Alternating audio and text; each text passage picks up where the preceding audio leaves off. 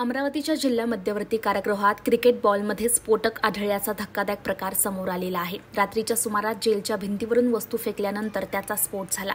अमरावती पोलिसांनी रात्री जेलमध्ये सर्च ऑपरेशन केलं। जेलमध्ये बॉम्ब सापडल्याच्या चर्चेने एकच खळबळ उडालेली आहे। बॉम्ब शोधक आणि नाशक पथकाने जेल परिसरात पाहणी केली, सर्च मोहीम राबवलेली आहे। बॉम्ब सदृश्य साहित्य फॉरेन्सिक लॅबमध्ये तपासणीसाठी पाठवण्यात आलेलं आहे। पोलीस प्रशासनाकडून या घटनेची चौकशी सुरू आहे, असं सीपी नवीन चंद्र रेड्डी यांनी सांगितलं आहे। काय प्राथमिक माहिती आहे?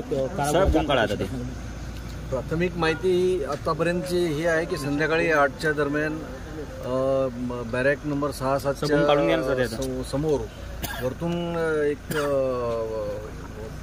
फटाका किंवा बॉम्ब फुटल्यासारखा मोठा आवाज आलेला आहे, असं जेलचे जे वॉर्डन आणि तिथले जे गार्ड आहेत त्यांना ते आवाज ऐकू आला आणि आतमधल्या कैद्यांनाही ऐकू आलं, जे की बॅरॅकमध्ये होते। नंतर मग ते त्यांना एक बॉल मिळाला खाली, जे फुटला नाही।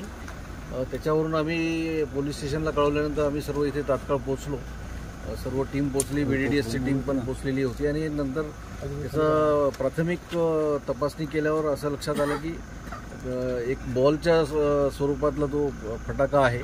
फटाका कोणीतरी बाहेरून फेकल्याचा असं एक अंदाज आहे, बाहेरून फेकला आहे, कारण तो मागच्या साईडच्या भिंतीवरून आलेला दिसतो।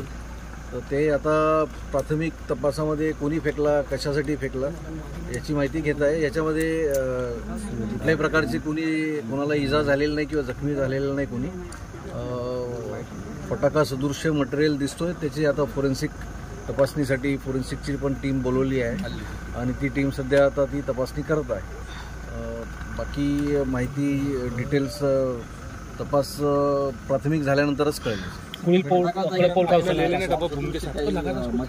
नाही, तसं काही आढळून आलेलं नाही, फक्त फटाक्याची दारू आणि फटाकामध्ये जी दारू असते तीच ते क्रिकेटचा जो प्लास्टिकचा बॉल असतो त्याच्यामध्ये टाकून वात टाकून फेकलेलं असं दिसतं प्राथमिक। याआधी सुद्धा भिंतीच्या आतून गांजा फेकण्याची घटना सुद्धा घडलेली आहे। तर आता पोलीस प्रशासन कडक पाऊल काय उचलणार सुरक्षेच्या दृष्टीने? आम्ही पाहू ना, सुरक्षेच्या दृष्टीने तपासणी करू आता बाहेरून काय काय सुरक्षाची काय प्रॉब्लेम आहे, कारण भिंतीचा हाईट आणि ते हायवेची हाईट चे पण इश्यू आहे। या सगळ्या गोष्टीचा तपास करून पुढील सुझाव जेल प्रशासनाला देण्यात येईल।